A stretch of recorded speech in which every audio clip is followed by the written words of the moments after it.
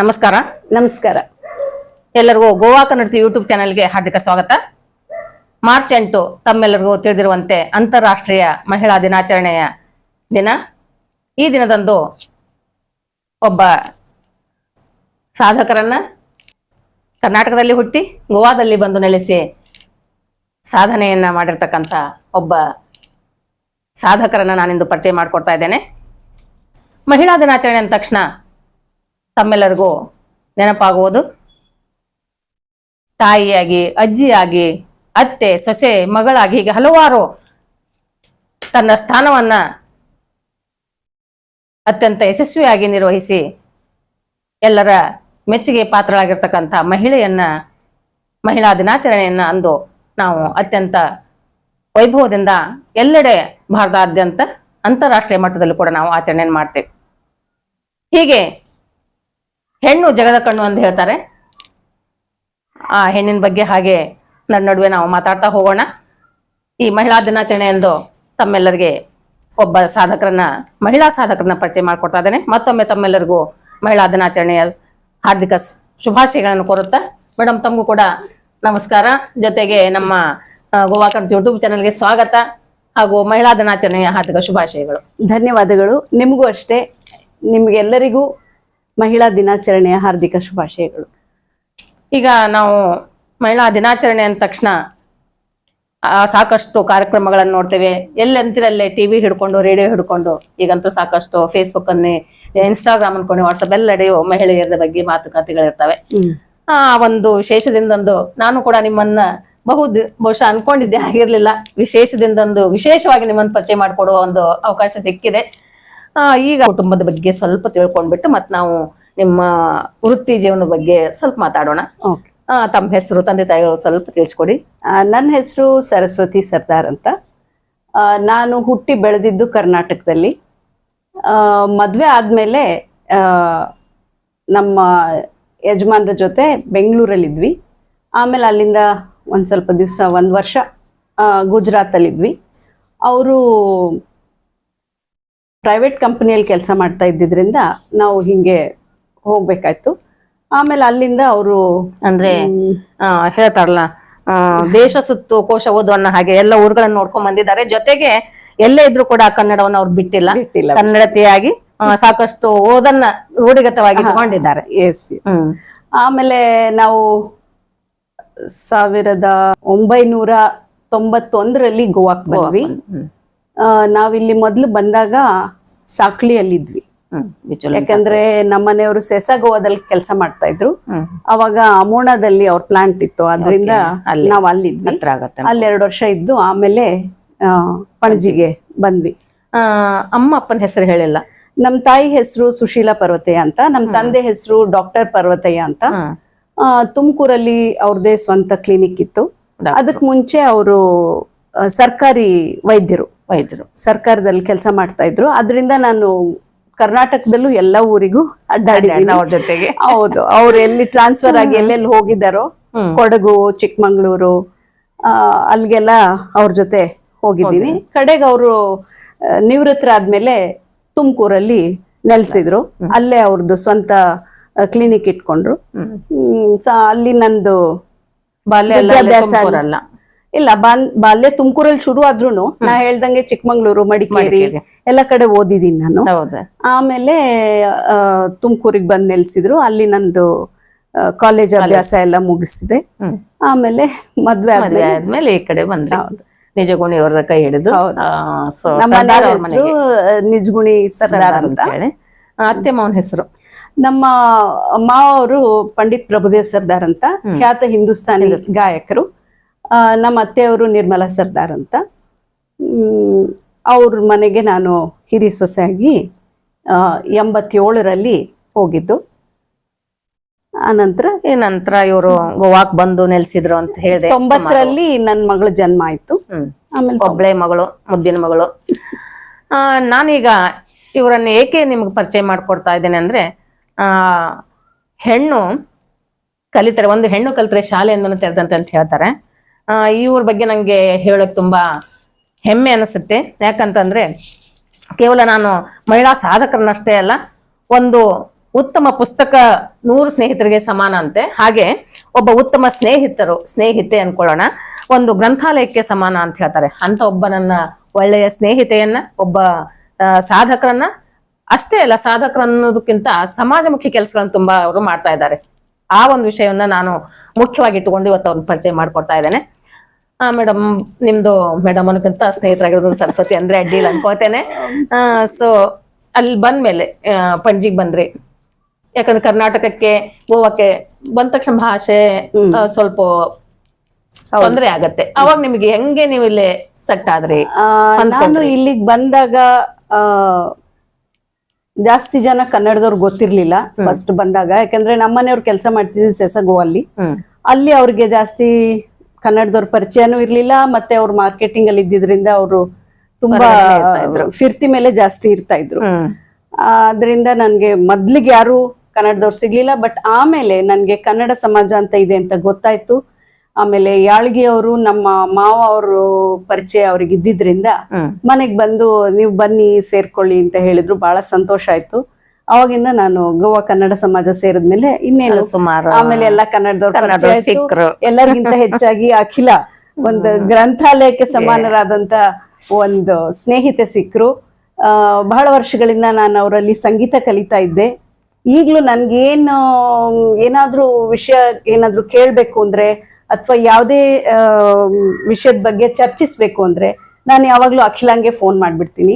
ಯಾಕಂದ್ರೆ ನನಗ್ ಗೊತ್ತು ಅವ್ರಿಗೆ ಎಷ್ಟು ಆಳವಾದ ಜ್ಞಾನ ಇದೆ ಎಲ್ಲ ವಿಷಯಗಳಲ್ಲಿ ಅಂತ. ಅಂದ್ರೆ ಏನ್ ಹೇಳ್ತಾರೆ, ನನಗೆ ಸಾಧಕೆ ಅನ್ನೋದು ನನಗ್ ಬಹಳನೇ ಆಕ್ವರ್ಡ್ ಅನ್ಸುತ್ತೆ.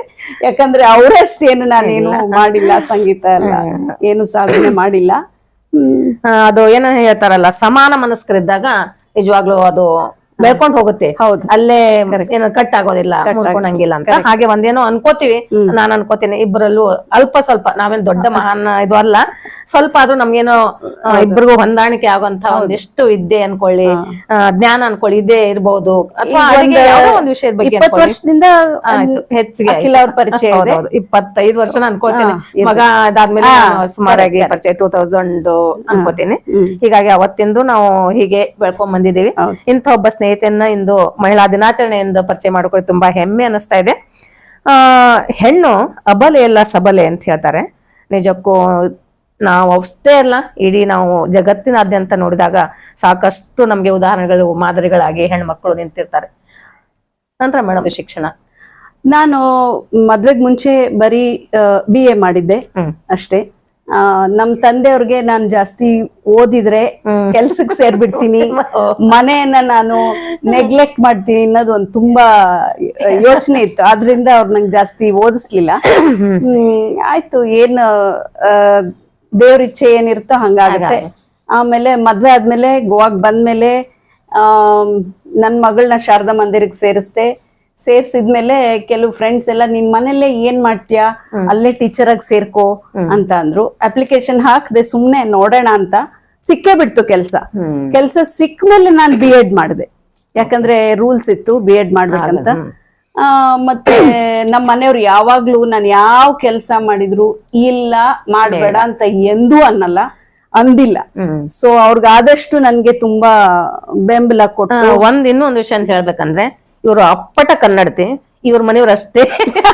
ಯಾಕಂದ್ರೆ ಅವ್ರ ಪಾಪ ಹುಟ್ಟಿ ಬೆಳೆದದ್ದು ಮುಂಬೈನಲ್ಲಿ. ಹೀಗಾಗಿ ಅವ್ರಿಗೆ ಮಾತಾಡ್ತಾರೆ, ಆದ್ರೆ ಸ್ಪಷ್ಟವಾಗಿ ಓದು ಬರಹ ಬರೋದಿಲ್ಲ, ಮಾತು ಅಷ್ಟೇ ಹೇಳ್ತಾರೆ. ಅದು ಕೂಡ ಮಾತಾಡ್ತಾರೆ ಅವ್ರ ಆದ್ರೆ ಓದಕ್ ಬರಕ್ ಬರಲ್ಲ ಅಂದ್ರು. ಅವ್ರು ನಾನ್ ಏನ್ ಮಾಡ್ಬೇಕು ಅಂದ್ರು ಎಲ್ಲದಕ್ಕೂ ನನಗೆ ಸಹಕಾರ ಕೊಡ್ತಾರೆ. ಬೆಂಬಲ ಆಗಿ ನಿಂತು ನಾನು B.Ed ಮಾಡಿದೆ. ಮಗುನು ಇಟ್ಕೊಂಡು ಕೆಲ್ಸಾನು ಮಾಡ್ಕೊಂಡು B.Ed ಮಾಡೋದು ಸ್ವಲ್ಪ ಕಷ್ಟ ಆಯ್ತು. ಅಂದ್ರೂ ನಾನು ಕರೆಸ್ಪಾಂಡೆನ್ಸ್ ಅಲ್ಲಿ ಮಾಡ್ಕೊಂಡೆ. ಅವಾಗ ನಿಮ್ಮ ಅತ್ತೆ ಇದ್ರ ಇಲ್ಲಿ ನಿಮ್ ಜೊತೆಗೆ? ಇಲ್ಲ, ಅವಾಗ ಅವ್ರು ಸೋಲಾಪುರದಲ್ಲಿ ಇದ್ರು, ನಾವಿಬ್ರೇ ಇದ್ವಿ ಇಲ್ಲಿ. ಆಮೇಲೆ ಅವರು 2000 ಅಲ್ಲಿ ಅವರು ಗೋವಾಗ್ ಬಂದ್ರು.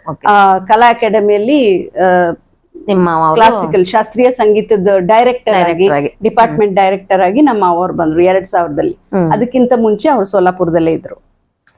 ಈ ಮಹಿಳಾ ದಿನಾಚರಣೆಯಿಂದ ಹಲವಾರು ನಮ್ಮ ಭಾರತದಲ್ಲಿ ಮೊದಲಿಗ ಮಹಿಳೆಯರನ್ನ ನೆನಪಿಸ್ಕೊಳ್ಬೇಕಂದ್ರೆ ಸಾಕಷ್ಟು ಜನರು ಸಿಗ್ತಾರೆ. ಇಂದಿರಾ ಗಾಂಧಿಯವ್ರು ಸಿಗ್ತಾರೆ, ಪ್ರತಿಭಾ ಪಾಟೀಲ್ ಅವರು ಸಿಗ್ತಾರೆ. ನಂತರ ಈಗ ಪ್ರಸಕ್ತ ನಿರ್ಮಲಾ ಸೀತಾರಾಮನ್ ಹಣಕಾಸು ಏನದು ಕಾರ್ಪೊರೇಟ್ ವ್ಯವಹಾರಗಳ ಒಬ್ಬ ಸಚಿವರಾಗಿ ಕೆಲಸ ನಿರ್ವಹಿಸ್ತಾ ಇದ್ದಾರೆ. ನಂತರ ಸುಚೇತಾ ಕೃಪಲಾನಿ ಅವ್ರನ್ನ ಅನ್ಕೊಳ್ಳಿ, ಕಿರಣ್ ಬೇಡಿ ಅವ್ರ ಅನ್ಕೊಳ್ಳಿ, ಕಲ್ಪನಾ ಚಾವ್ಲಾ, ಸಾಕಷ್ಟು ಜನರು ಪ್ರಥಮ ಮಹಿಳೆಯರಾಗಿ ಮಿಂಚ್ತಾ ಇದ್ದಾರೆ ಇನ್ನೂ ಕೂಡ. ಅಂಥವ್ರನ್ನೆಲ್ಲ ನೆನೆಸ್ಕೊಂಡು ನಾವು ಏನು ಅಲ್ಲ ಅಂತ ಒಂದೊಂದ್ಸರಿ ಅನ್ಸತ್ತೆ. ಕರೆಕ್ಟ್ ಅಲ್ವಾ? ನಂತರ ನೀವು ಬಂದ್ರಿ, ಶಾಲೆಗೆ ಸೇರ್ಕೊಂಡ್ರಿ, ಶಾರದಾ ಮಂದಿರ ನಿಮ್ಮ ಮನೆ ಹತ್ರಕ್ಕೆ ಇಲ್ಲೇ ಮೀರಾಮಾರ್ದಲ್ಲಿ ಇರ್ತಕ್ಕಂಥ ಶಾರದಾ ಮಂದಿರ ತುಂಬಾ ಹೆಸರು ಮಾಡಿರ್ತಕ್ಕಂಥ ಒಂದು ಒಳ್ಳೆಯ ಶಿಕ್ಷಣವನ್ನ ಮಕ್ಕಳಿಗೆ ನೀಡ್ತಕ್ಕಂಥ ಒಂದು ಶಾಲೆ. ಅಲ್ಲಿ ಹೇಗೆ ನಿಮ್ಗೆ ಬೋಧನೆ, ಮಕ್ಕಳ ಜೊತೆ ಅನುಭವ ಏನಾಯ್ತು ಶಿಕ್ಷಣದಲ್ಲಿ? ಮಕ್ಕಳ ಜೊತೆ ಯಾವಾಗ್ಲೂ ಅನುಭವ ಸುಮಧುರ ಅಂತಾನೆ ಹೇಳ್ಬೇಕು. ನಾನು ಮೊದಲು ಸೇರ್ಕೊಂಡಾಗ KG ಅಲ್ಲಿ ಟೀಚರ್ ಆಗಿ ಸೇರ್ಕೊಂಡೆ, ಯಾಕಂದ್ರೆ ನಾನು B.Ed ಮಾಡಿರ್ಲಿಲ್ಲ. ಆಮೇಲೆ B.Ed ಮಾಡಾದ್ಮೇಲೆ 2nd ಸ್ಟ್ಯಾಂಡರ್ಡ್ಗೆ ಕಳ್ಸಿದ್ರು. ಆಮೇಲೆ ನಾನು ಜೂನಿಯರ್ ಸ್ಕೂಲಲ್ಲೇ ಕೆಲಸ ಮಾಡಿದ್ದೆ. 30 ವರ್ಷ ಶಾರದಾ ಮಂದಿರಲ್ಲಿ ಕೆಲಸ ಮಾಡಿದ್ದೀನಿ ನಾನು. ಆದ್ರೆ ನಾನು ಏನ್ ಹೇಳ್ಬೇಕು ಅಂದ್ರೆ, ಜೀವನದ ಬಗ್ಗೆ, ಮಕ್ಕಳ ಬಗ್ಗೆ, ಶಿಕ್ಷಣದ ಬಗ್ಗೆ, ಎಲ್ಲದ್ರ ಬಗ್ಗೆನೂ ನನ್ನ ಕೆಲಸದ ಅನುಭವದಿಂದ ಸಾಕಷ್ಟು ಕಲ್ತಿದ್ದೀನಿ ನಾನು. ಮತ್ತೆ ಆ B.Ed ನಾನು ಕರೆಸ್ಪಾಂಡೆನ್ಸ್ ಮಾಡಿದ್ದು, ಅದರಲ್ಲಿ ಕಲ್ತಿದ್ದಕ್ಕಿಂತ ಹೆಚ್ಚಾಗಿ ಕೆಲಸ ಮಾಡ್ತಾ ಪ್ರತಿದಿನದ ಅನುಭವದಲ್ಲಿ ಸಾಕಷ್ಟು ಕಲ್ತಿದ್ದೀನಿ. ಈ ಶಿಕ್ಷಣ ಬೋಧನೆ ಅಂದ್ರೆ ಒಂದು ಕಲಿಕೆ. ನಾವು ಕೂಡ ನಿರಂತರವಾಗಿ ಪ್ರತಿನಿತ್ಯ ನಾವು ಮಕ್ಕಳ ಜೊತೆಗೆ ಕಲಿತಾನೆ ಹೋಗ್ತೀವಿ. ಈ ಕಲಿಕೆಗೆ ಮುಪ್ಪು ಅನ್ನೋದಿಲ್ಲ, ಅದಕ್ಕೊಂದು ಏನಂದ್ರೆ ಅಂತ್ಯ ಅನ್ನೋದಿಲ್ಲ. ನಾವು ಎಲ್ಲಿ ಇರ್ತೀವಿ, ಎಷ್ಟು ದಿವಸ ಇರ್ತೀವಿ ಅಷ್ಟು ದಿವಸವರೆಗೂ ಕಲಿತಾನೆ ಹೋಗ್ತೀವಿ. ಇಲ್ಲಿ ಒಂದು ವಿಷಯ ನೆನಪಾಗುತ್ತೆ ನನಗೆ, ಯಾಕಂದ್ರೆ ಗುರು ಅಂದ್ರೆ ಒಬ್ಬ ವ್ಯಕ್ತಿ ಅಲ್ಲ, ಅವನು ಒಂದು ಶಕ್ತಿ ಅನ್ಕೊಳ್ಳೋಣ. ಅಜ್ಞಾನದಿಂದ ಸುಜ್ಞಾನದೆಡೆಗೆ ಮಕ್ಕಳನ್ನ ಕರೆತರ್ತ ಅಂತ ಒಂದು ಅದ್ಭುತ ಶಕ್ತಿ ಶಿಕ್ಷಕ ವೃತ್ತಿ ಅಲ್ವಾ? ಶಾಲೆ ಕೇವಲ ಅದು ಒಂದು ಕಪ್ಪು ಹಲಗೆ ಅಲ್ಲ. ಆ ಕಪ್ಪು ಹಲಗೆಯಲ್ಲಿ ಸುಂದರವಾದ ಅಕ್ಷರಗಳನ್ನ ಬಿತ್ತಿ ಮಕ್ಕಳನ್ನ ಸುಸಂಸ್ಕೃತನಾಗಿ ಮಾಡ್ತಕ್ಕಂಥ ಒಂದು ಪಾಠ ಶಾಲೆ ಅದು. ಅಂತದ ಒಂದು ಕಪ್ಪು ಹಲಗೆ, ಅಂತ ಒಂದು ಕಪ್ಪು ಹಲಗೆಯ ಒಂದು ಕೋಣೆಯಲ್ಲಿ ನೀವು ಮಕ್ಕಳಿಗೆ ಎಂತೆಂಥ ಮಕ್ಕಳನ್ನ ನೋಡಿದ್ರಿ, ಯಾವ್ಯಾವ ಮುಖಗಳು, ಯಾವ ಪ್ರತಿಭೆಗಳು, ಅಲ್ಲಿ ಸಾಕಷ್ಟು ಪ್ರತಿಭೆಗಳು ಇರ್ತವೆ. ಒಂದು ಹಿಂದಿ ಚಿತ್ರ ಬಂದಿತ್ತು ನೋಡಿ, ಯಾವ್ದು ಮಗುಗೆ ಚಿತ್ರಕಲೆಯಲ್ಲಿ ಆಸಕ್ತಿ ಇರುತ್ತೆ, ತಾರೆ ಜಮೀನ್ ಪರ್, ಅಂತವೆಲ್ಲ ನೋಡಿ ಎಷ್ಟೊಂದು ಗುರುತಿಸ್ಬೋದು ಅಂತ. ನಿಮ್ಗೆ ಯಾವ ಮಕ್ಕಳ ಬಗ್ಗೆ? ಬೇಕಾದಷ್ಟು ಮಕ್ಕಳು ಎಷ್ಟು ಈಸಿಯಾಗಿ ಸುಲಭವಾಗಿ ವಿದ್ಯಾಭ್ಯಾಸ ಕಲಿಯುವಂತ ಮಕ್ಕಳು ಎಷ್ಟೋ ಜನ ಇರ್ತಾರೆ. ಆದ್ರೆ ಪ್ರತಿ ತರಗತಿಯಲ್ಲೂ ಕೆಲವು ಮಕ್ಕಳು ಹೇಗಿರ್ತಾರೆ ಅಂದ್ರೆ, ಅವ್ರಿಗೆ ಕಲಿಕಾ ನ್ಯೂನತೆ ಇರುತ್ತೆ, ಕಲಿಕೆಯಲ್ಲಿ ಸ್ವಲ್ಪ ತೊಂದರೆ ಆಗತ್ತೆ ಅವ್ರಿಗೆ. ಅಂತ ಮಕ್ಕಳನ್ನು ಬೇಕಾದಷ್ಟು ನೋಡಿದೀವಿ. ಆಮೇಲೆ ನಾವು ಮೊದ್ಲಿಗೆ ನಾವೇ ಅವರಿಗೆ ಬೇರೆ ತರ ಕಲಿಸಿ ಎಲ್ಲ ಮಾಡ್ತಾ ಇದ್ವಿ. ಆಮೇಲೆ ನಮ್ಮ ಸ್ಕೂಲ್ ಬೆಳೆದಂಗೆನೆ, ಶಾಲೆ ಬೆಳೆದಂಗೆ ಅದಕ್ಕೆ ಒಂದು ವಿಶೇಷವಾದಂತ ರಿಸೋರ್ಸ್ ರೂಮ್ ಅಂತ ಮಾಡಿ, ಅದಕ್ಕೆ ವಿಶೇಷವಾದಂತ ಅಂತವ್ರಿಗೆ ಬೇರೆ ತರಗತಿ ಮತ್ತೆ ಬೇರೆ ಶಿಕ್ಷಣವನ್ನ ಹೊಂದಿದಂತಹ ಟೀಚರ್ಸ್ ನ ಇಡ್ತಾ ಇದ್ರು. ಅವ್ರಿಗೆ ಹೆಚ್ಚಿನ ಒಂದು ಕಲಿಕಾ ಬೋಧನೆಯನ್ನ ಮಾಡ್ತಾ ಇದ್ರು. ಅವರಿಗೆ ಬೇರೆ ತರದಲ್ಲಿ ಕಲಿಸ್ಬೇಕಾಗತ್ತೆ. ಸೊ ಅದು ಮಾಡಿ ನನ್ಗೆ ಸಾಕಷ್ಟು ತೃಪ್ತಿ ಸಿಕ್ಕಿದೆ ಅಂತ ಹೇಳ್ಬೇಕು. ಹೌದು, ಶಿಕ್ಷಕ ವೃತ್ತಿ ಅಂದ್ರೇನೆ ಹಾಗೆ. ವೃತ್ತಿಗಳನ್ನ ನೋಡಿದಾಗ, ಬೇರೆ ಬೇರೆ ನೋಡಿದಾಗ ಶಿಕ್ಷಕ ವೃತ್ತಿ ಅಂತ ಕೆಲಸ ಮತ್ತೊಂದಿಲ್ಲ. ಗೌರವಿತವಾಗಿರ್ತಕ್ಕಂಥ ಒಂದು ವೃತ್ತಿ ಇದು ಶಿಕ್ಷಕ ವೃತ್ತಿ. ಯಾಕಂದ್ರೆ ನಾವು ಎಲ್ಲೇ ಹೋಗ್ಲಿ, ಬಹುಶಃ ನಿಮ್ಗೂ ಇವಾಗ ಅನುಭವ ಆಗಿರ್ಬೋದು. ನಾನು ಒಂದು ಅದಕ್ಕಿಂತ ಮುಂಚೆ ಒಬ್ಬ ಶಿಕ್ಷಕಿಯಾಗಿ ಒಂದು ಶಾಲೆಯಲ್ಲಿ ಕಲಿಸಿ ಬಂದಿರ್ತಕ್ಕಂಥವಳು, ಹೀಗಾಗಿ ಅದು ಸಾಕಷ್ಟು ಅನುಭವ ಇದೆ. ನಾವೀಗ ಎಲ್ಲೇ ಹೋದ್ರು ನಮ್ಮ ಕೈಲಿ ಕಲ್ತಿರ್ತಕ್ಕಂಥ ಸುಮಾರು 30 ವರ್ಷದ ಮಕ್ಕಳೆಲ್ಲ ಕಲ್ತಿರ್ತಕ್ಕಂಥ ವಿದ್ಯಾರ್ಥಿಗಳು ದೊಡ್ಡವರಾಗಿ ಬೇರೆ ಬೇರೆ ಕೆಲಸಗಳನ್ನು ಹಿಡಿದು ಒಳ್ಳೊಳ್ಳೆ ಕೆಲಸದಲ್ಲಿದ್ದು ಮದುವೆಯಾಗಿ ಅವರು ಕೂಡ ಈಗ ಸಂಸಾರದಲ್ಲಿ ಇರ್ತಾರ ಅನ್ಕೋತೀನಿ. ಅಂತವ್ರು ಅಕಸ್ಮಾತ್ ನಮ್ಗೆಲ್ಲೋ ಸಿಕ್ಕಾಗ ನಮ್ಮನ್ನ ನೆನಪಿಸ್ಕೋತಾರೆ. ಅದ್ ನಮಗ್ ಗೊತ್ತಾಗ್ಲಿಕ್ಕಿಲ್ಲ, ಯಾಕಂದ್ರೆ ಬೆಳೆದ್ಬಿಟ್ಟು ಗೊತ್ತಾಗುತ್ತೆ. ಅಯ್ಯೋ, ನಮ್ಮ ಮಕ್ಳು ಶಾರದಾ ಮಂದಿರ್ ಮಕ್ಳು ಯಾವ್ದಕ್ಕೂ ಹಿಂಜರಿಯಲ್ಲ, ಎಲ್ಲಿದ್ರು ಬಂದು ಮ್ಯಾಮ್ ಅಂತ ಮಾತಾಡ್ಸೇ ಬಿಡ್ತಾರೆ. ತುಂಬಾ ಸಂತೋಷ ಅಂತ ಒಬ್ಬ ನಮ್ಮ ಕೈಲಿ ಕಲ್ತ್ ಹೋಗಿರ್ತಕ್ಕಂಥ ಮಕ್ಕಳು ಇಷ್ಟೊಂದು ಬೆಳೆದಿದ್ದಾರೆ ಅಂತ ಹೇಳಿ. ನಂತರ ಈಗ ನನಗೆ ಒಂದು ಪ್ರಶ್ನೆ, ನಾವು ಕಲ್ತಕ್ಕಂತ ಶಿಕ್ಷಣಕ್ಕೂ ಈಗಿನ ಶಿಕ್ಷಣ ತುಂಬಾ ವ್ಯತ್ಯಾಸ ಇದೆ. ಅವಾಗೆಲ್ಲ ಏನಂದ್ರೆ, ನಾವು ಶಿಕ್ಷಣ ಮಾಡ್ಬೇಕಾದಾಗೆ ಚಡಿ ಚಮ್ ಚಮ್ ಇದ್ದೆ ಗಮ್ ಗಮ್ ಅಂತ ಇತ್ತು. ಆಗಿನ ಶಿಕ್ಷಣಕ್ಕೂ ಈಗಿನ ತುಂಬಾ ಇದೆ. ಅವಾಗೆಲ್ಲ ಹೊಡಿತಿದ್ರು ಬಡಿತಿದ್ರು, ಸಾಕಷ್ಟು ಶಿಕ್ಷಣ ಕೊಡ್ತಾ ಇದ್ರು. ನಾವು ಸಾಕಷ್ಟು ಕ್ಲಾಸಿಂದ ಹೊರಗಡೆ ಹಾಕಿ ಬೆಂಚ್ ಮೇಲೆ ನಿಂದ್ರಿಸಿ ಇಂಥವೆಲ್ಲ ಅನುಭವಿಸಿದ್ವಿ. ಈಗ ಅದು ಇಲ್ವೇ ಇಲ್ಲ. ಅವ್ರಿಗೂ ಶಿಕ್ಷಣ ಕೊಡಬಾರ್ದು, ಹೊಡಿಬಾರ್ದು ಅಂದಾಗ ಶಿಕ್ಷಣ ಬೆಳಿಲಿಕ್ಕೆ ಒಂದ್ ಸ್ವಲ್ಪ ತೊಂದರೆ ಆಗುತ್ತೆ. ಯಾಕಂದ್ರೆ ಹೆದರಿಕೆ ಅನ್ನೋದು ಇದ್ದಾಗ ಕಲಿತಾರಂತ ನನ್ನ ಒಂದು ಅನಿಸಿಕೆ. ನಿಮಗೆ ಇಲ್ಲ, ಇಲ್ಲಿ ನಾನು ಸ್ವಲ್ಪ ಬೇರೆ ಹೇಳಕ್ ಇಷ್ಟಪಡ್ತೀನಿ. ಮೊದ್ಲು ಏನಂತಿದ್ರು, ಹೊಡಿತಿದ್ರು ಬಡಿತಿದ್ರು ಕಲಿಸ್ತಿದ್ರು. ಸಾಧಾರಣವಾಗಿ ಒಂದ್ 50 ಜನ ಮಕ್ಕಳಲ್ಲಿ 30 ಜನ ಮಕ್ಕಳು ಆತರ ಕಲ್ಸಿದ್ರೆ ಕಲ್ತು ಬಿಡ್ತಿದ್ರು. ಇನ್ 20 ಜನ ಏನೋ ಹಿಂಸೆಗೆ ಕಲಿತಿದ್ರು. ಹೊಡಿತಾರೆ ಇವರು, ಹಿಂಸೆಗೆ ಹೆದರಿಕೆಗೆ ಕಲಿಬಾರ್ದು, ಪ್ರೀತಿಯಿಂದ ಕಲಿಬೇಕು. ಏನೋ ವಿದ್ಯೆ ಮಾಡ್ಬೇಕು ಅಂತ, ವಿದ್ಯೆ ಬರ್ಬೇಕು ನನ್ಗೆ ಅಂತ ಆಸೆಯಿಂದ ಪ್ರೀತಿಯಿಂದ ಕಲಿಯೋದು ಬಹಳ ಮುಖ್ಯ. ಅವಾಗ ಅಷ್ಟೊಂದು ಅದ್ರ ಬಗ್ಗೆ ರಿಸರ್ಚ್ ಇರ್ಲಿಲ್ಲ, ತಿಳುವಳಿಕೆನೂ ಇರ್ಲಿಲ್ಲ ಜನಕ್ಕೆ. ಹೀಗ್ ಮಾಡಿದ್ರೆ ತಪ್ಪಾಗತ್ತೆ, ಮಕ್ಕಳ ಮನ್ಸಿಗೆ ನೋವಾಗತ್ತೆ, ಮಕ್ಕಳ ಮನ್ಸು ನೋವು ಮಾಡಬಾರ್ದು, ಆ ತರದ್ದು ಯೋಚನೆ ಚಿಂತನೆ ಯಾರಲ್ಲೂ ಇರ್ಲಿಲ್ಲ. ಪೇರೆಂಟ್ಸ್ ಅಲ್ಲೂ ಇರ್ಲಿಲ್ಲ, ತಂದೆ ತಾಯಿಗಳಲ್ಲೂ ಇರ್ಲಿಲ್ಲ, ಅವಾಗೆಲ್ಲ ಅಧ್ಯಾಪಕರಲ್ಲೂ ಇರ್ಲಿಲ್ಲ. ತಂದೆ ತಾಯಿಗಳು ಅನಕ್ಷರಸ್ಥರಿರ್ತಿದ್ರು ಅವಾಗ, ಅನಕ್ಷರಸ್ಥರು ಇರ್ತಿದ್ರು. ಆಮೇಲೆ ಏನು ಅಧ್ಯಾಪಕರು ತಂದೆ ತಾಯಿಗಿಂತ ಹೆಚ್ಚಿನ ಒಲವಿಂದ ಕಲಿಸ್ತಿದ್ರು.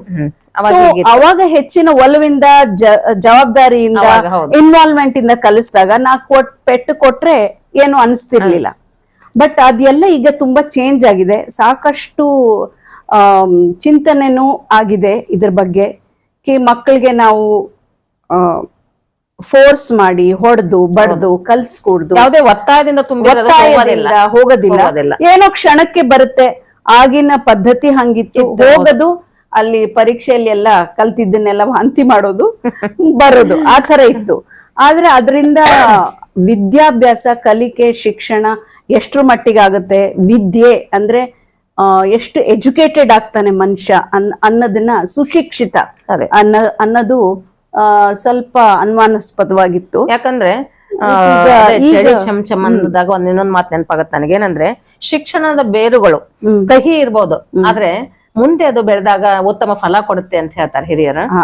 ಬಹುಶಃ ಸರಿ ಇರ್ಬೋದೇನೋ ಅಂತ ನನ್ಗನ್ಸುತ್ತೆ ಈಗಿನ ಇದಕ್ಕೆ ನೋಡಿದಾಗ. ಇಲ್ಲ, ಈಗೇನಾಗಿದೆ ಅಂದ್ರೆ ಮೊದ್ಲು ನಂಗೆ ಬರೀ ಶಿಕ್ಷಣ ಮಾತ್ರನೇ ಇಲ್ಲ, ಬೇರೆ ಸ್ಕಿಲ್ ಡೆವಲಪ್ಮೆಂಟ್ ಜಾಸ್ತಿ ಇಂಪಾರ್ಟೆನ್ಸ್ ಕೊಡ್ತಾರೆ. ಆದ್ರಿಂದ ಫೋರ್ಸ್ ಮಾಡಿ ದುಃಖದಿಂದ ಒತ್ತಾಯದಿಂದ ಕಲ್ಸಕ್ ಅದರಿಂದ ತುಂಬಾ ಜನ ಮಕ್ಕಳಲ್ಲಿ ಮನ್ಸಿಗೆ ಒಂಥರ ಸ್ಟ್ರೆಸ್ ಶಾಲೆ ಬಂದ ತಕ್ಷಣ ಯಾಕಾದ್ರೂ ಬಂತಪ್ಪ ಅನ್ನೋ ಬರಬಾರ್ದು, ಪ್ರೀತಿಯಿಂದ ಅವು ಖುಷಿಯಿಂದ ಹೋಗ್ಬೇಕು. ಹಾಗಾಗಿ ತುಂಬಾ ಚೇಂಜ್ ಆಗಿದೆ ಅದ್ರ ಬಗ್ಗೆ. ಬಟ್ ಅದ್ರಲ್ಲಿ ಇನ್ನೊಂದು ನಾ ಹೇಳ್ಬೇಕು ಅಂದ್ರೆ, ಈಗಿನ ತಂದೆ ತಾಯಿಗಳು ಅಷ್ಟೇ ತುಂಬಾ ಮುದ್ದು ಮಾಡಿ, ಹೌದು ಅತಿಯಾದ ಮುದ್ದು ಅದು ನ್ಯಾಚುರಲ್. ಯಾಕಂದ್ರೆ ಈಗ ನಮ್ಮ ತಂದೆ ತಾಯಿಗಳು ಈಗಿನ ತಂದೆ ತಾಯಿಗಳಿಗೆ ತುಂಬಾ ವ್ಯತ್ಯಾಸ ಇದೆ. ನಮ್ಮ ತಂದೆ ತಾಯಿಗಳು ಅವರೇ ಫಸ್ಟ್ ಜನರೇಷನ್ ಲರ್ನರ್ಸ್ ಇದ್ರು. ನಮ್ಮ ತಂದೆ ತಾಯಿಗಳು ಪರವಾಗಿಲ್ಲ, ಅವರು ತುಂಬಾ ಕಷ್ಟಪಟ್ಟು ಮುಂದೆ ಬಂದಿದ್ರು. ಸೊ ಅವರು ನಮ್ಗೆ ಇವ್ರಿಗೂ ಕಷ್ಟದ ಬೆಲೆ ಗೊತ್ತಾಗ್ಲಿ ಅನ್ನೋದು ಒಂದಿತ್ತು. ಈಗೇನಾಗಿದೆ, ಎಲ್ಲಾ ತಂದೆ ತಾಯಿಗಳಿಗೂ ಎಲ್ಲವೂ ಸುಲಭವಾಗಿ ಸಿಗುತ್ತೆ. ಮತ್ತೆ ಪಡಬಾರ್ದು ಅಂತ ಅವರು ಮುದ್ದು ಮಾಡಿ ಕೆಡಿಸ್ಬಿಡ್ತಾರೆ ಕೆಲವು ಸಲ. ಅದಕ್ಕೆ ತಿದ್ದೋದ್ ಬದ್ಲು ಇದು ಮುದ್ದು ಮಾಡಿ ಕೆಡಿಸ್ತಾರೆ. ಅದೇ ಯಾವ್ದು ಅತಿ ಎಲ್ಲ ಹಿತಮಿತವಾಗಿರ್ಬೇಕು. ಸ್ವಲ್ಪ ತಂದೆ ತಾಯಿಗಳು ಇದ್ರ ಬಗ್ಗೆ ವಿಚಾರ ಮಾಡ್ಬೇಕು ಮಕ್ಕಳನ್ನ. ಈ ಮೂಲಕ ನಿಜಕ್ಕೂ ಅವ್ರು ಹೇಳೋ ಮಾತು ನನಗೂ ಕೂಡ ಸರಿ ಅನಿಸ್ತು. ಯಾಕಂದ್ರೆ ಯಾವ್ದು ಅತಿಯಾಗಿ ಆಗ್ಬಾರ್ದು. ಈಗ ಮಕ್ಕಳನ್ನ ನಾವು ಬೆಳೆಸ್ಬೇಕಾದಾಗ ಒಂದ್ ಸಸಿ ಬೆಳಿಬೇಕಾದ್ರೆ ಹೇಗೆ ನೀರು ಎಲ್ಲ ಹಾಕಿ ಬೆಳೆಸ್ತೀವಿ, ಅದಕ್ಕೆ ಎಷ್ಟ್ ಬೇಕಷ್ಟು ಹಾಕಿದ್ರಷ್ಟೇ ಚೆನ್ನಾಗಿ ಬೆಳೆದಿಲ್ಲ, ನೀರ್ ಜಾಸ್ತಿ ಅದು ಕೊಳತು ಹೋಗ್ಬಿಡುತ್ತೆ. ಅದು ಹಾಗೇನೆ ಇಲ್ಲೂ ಕೂಡ ಮಕ್ಕಳ ಬೆಳವಣಿಗೆ ಅನ್ನೋದು ತಂದೆ ತಾಯಿಗಳ ಕೈಯಲ್ಲೂ ಇರುತ್ತೆ, ಶಾಲೆಯಲ್ಲೂ ಒಂದು ಸುಮಾರು 6 ತಾಸು ಇರ್ತಾರೆ. ಬಿಟ್ರೆ ಮನೆಯಲ್ಲೇ ಹೆಚ್ಚು ತಂದೆ ಹತ್ರ ಇರೋದು. ಪ್ರೀತಿಯನ್ನು ಯಾವಾಗ ಮಾಡ್ಬೇಕು, ತಿನ್ನೋದಕ್ಕೆ ಅದಕ್ಕೆಲ್ಲ ಪ್ರೀತಿಯನ್ನು ತೋರಿಸಿ, ಇನ್ನು ಕಲಿಕೆಯಲ್ಲಿ, ಅವ್ರ ನಡತೆಯಲ್ಲಿ, ಅವ್ರ ಗುಣಗಳು ಹೇಗೆ ಬೆಳಿಬೇಕು ಅನ್ನೋದನ್ನ ಹೊಡೆದು ಬಡ್ದು ಹೇಳುದಂತಲ್ಲ, ಹೀಗ್ ಮಾಡು, ಅದು ಮಾಡಿದಾಗ ಇದು ಮಾಡಬಾರ್ದು, ಅವಾಗೇ ಅದನ್ನಲ್ಲೇ ಸುಧಾರಿಸ್ಬೇಕು, ತಿಳುವಳಿಕೆ ಹೇಳ್ಬೇಕು ಅಂದ ಮಕ್ಕಳು ಬಹುಶಃ ಒಂದು ಒಳ್ಳೆಯ ಗುಣಗಳನ್ನ ಬೆಳೆಸ್ಕೊಂಡು ಬೆಳಿಬಹುದು ಅಂತ ನನಗನ್ಸುತ್ತೆ. ಡ್ರಾಯಿಂಗ್ ನಲ್ಲಿ ನಿಂತ್ಕೊಳ್ಳಿ ಕಲೆಯನ್ನೇ, ಇನ್ನೊಬ್ರು ಬಹುಶಃ ಯಾವ್ದೋ ಕ್ವಿಜ್ ನಲ್ಲಿ ಇರ್ತಾರೆ, ಅಂತವ್ರಿಗೆಲ್ಲ ಸೆಪರೇಟ್ ನೀವು ಅದಕ್ಕೆಲ್ಲ ಸ್ಪರ್ಧೆಗಳಿರ್ತಾವಲ್ಲ, ಸ್ಪರ್ಧೆಗಳಿದ್ದಾಗ ಪ್ರತಿಯೊಬ್ಬರಿಗೂ ಏನು ವಿಶೇಷ ಗುಣಗಳು ಕಲೆಗಳು ಇರುತ್ತೆ ಅದೆಲ್ಲ ಮುಂದೆ ಬರುತ್ತೆ. ಸಾಕಷ್ಟು ಸ್ಪರ್ಧೆಗಳಿರ್ತವೆ, ಮತ್ತೆ ಕಾರ್ಯಕ್ರಮಗಳಿರ್ತವೆ. ಅದ್ರಲ್ಲಿ ನಾವು ಅವ್ರದ್ದು ವಿಶೇಷ ಏನಿರುತ್ತೆ, ವಿಶೇಷ ಕಲೆಗಳೇನಿರ್ತವೆ ಅವನ್ನೆಲ್ಲ ಮುಂದೆ ಹೊರತರಕ್ಕೆ ಯೋಚನೆ ಮಾಡ್ತೀವಿ. ಈಗ ಸ್ಪರ್ಧೆಗಳಿದ್ದಾಗ ಮತ್ತೆ ಅದ್ರ ಹಿಂದಿನ ಒಂದು ವಾರ 8 ದಿವಸ ಎಲ್ಲ ನೀವು ತರಬೇತಿಯನ್ನು ಕೊಡ್ತೀರಾ, ಮಾಡ್ಬೇಕದನ್ನೆಲ್ಲ ಶಿಕ್ಷಕರು ಹೇಳ್ಕೊಡ್ತೀರಾ, ತಯಾರಿ ಮಾಡ್ತೀರಾ. ಶಾಲೆಯಲ್ಲಿ ಅಷ್ಟೇ ಅಲ್ಲ, ಇಂಟರ್ ಸ್ಕೂಲ್ ನಲ್ಲೂ ಕೂಡ ಇರ್ತಾರೆ, ಕರ್ಕೊಂಡು ಹೋಗ್ತೀರಾ, ಸ್ಟೇಟ್ ಲೆವೆಲ್ ಇರುತ್ತೆ ಹಾಗೆಲ್ಲ ಬಹುಶಃ ಎಲ್ಲ ಕರ್ಕೊಂಡು ಹೋಗಿರ್ಬೋದು ಅನ್ಕೋತೀನಿ. ಯಾಕಂದ್ರೆ ಸುಮಾರು ಶಾರದಾ ಮಂದಿರ ಸ್ಕೂಲ್ ಹೆಸರು ಕೇಳಿದೀನಿ ನಾನು. ಎಲ್ಲದಕ್ಕೂ ಹೆಚ್ಚಾಗಿ ಒತ್ತು ಕೊಟ್ಟು ಕಲಿಸ್ತಾರೆ ಮಕ್ಕಳನ್ನ ಬೆಳೆಸೋಕೆ, ಎಲ್ಲ ರೀತಿಯ ಸರ್ವಾಂಗೀಣ ಒಂದು ಅಭಿವೃದ್ಧಿಯನ್ನ ಪಡಿಸೋಕೆ ಒಂದು ಏನು ಶಿಕ್ಷಕರ ಶ್ರಮ ಅಲ್ಲಿದೆ ಅಂತ ಕೇಳಿದೀನಿ ನಾನು. ಈಗ ಆದ್ಮೇಲೆ ಸ್ವಲ್ಪ ಮತ್ತೆ ನಿಮ್ ಕುಟುಂಬದ ಹತ್ರ ಬರೋಣ. ಗೋವಾಕ್ ಬಂದ್ರಿ, ಸೊ ನೀವು ಶಿಕ್ಷಕರಾಗಿ ಕೆಲಸವನ್ನ ಜೊತೆಗೆ ಮನೆಯನ್ನ, ಯಾಕಂದ್ರೆ ಮನೆಯವ್ರ ಬೆಳಿಗ್ಗೆ ಹೋಗ್ಬಿಡೋದು, ಮನೇಲಿ ಅತ್ತೆ ಮಾಮ ಕೂಡ ಇದ್ರು, ಒಬ್ಳೆ ಮಗಳು ಪೂರ್ವಿ, ಅವಳ ಶಿಕ್ಷಣ ಮತ್ತೆ ಮನೆಯನ್ನು ಹೇಗೆ ನಿಭಾಯಿಸ್ಕೊಂಡ್ ಮಾಡ್ತಾ ಇದ್ರಿ? ಶಾಲೆ ಮನೆ ನನ್ನ ಒಂದು ಅದೃಷ್ಟಕ್ಕೆ ನಮ್ದು ಶಾಲೆ ಮಧ್ಯಾಹ್ನ 1:15ಗೆ ಮುಗ್ದೋಗ್ತಾ ಇತ್ತು. ಆದ್ರಿಂದ ನನ್ಗೆ ತುಂಬಾ ಸುಲಭ ಆಯ್ತು.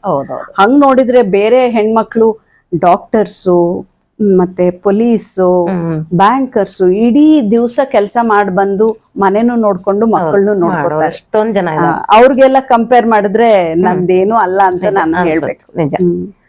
ಈಗ ಮಗಳು ಪೂರ್ವಿ, ಅವಳದು ಎಲ್ಲ ಶಿಕ್ಷಣ ಇಲ್ಲೇ ಆಯ್ತು.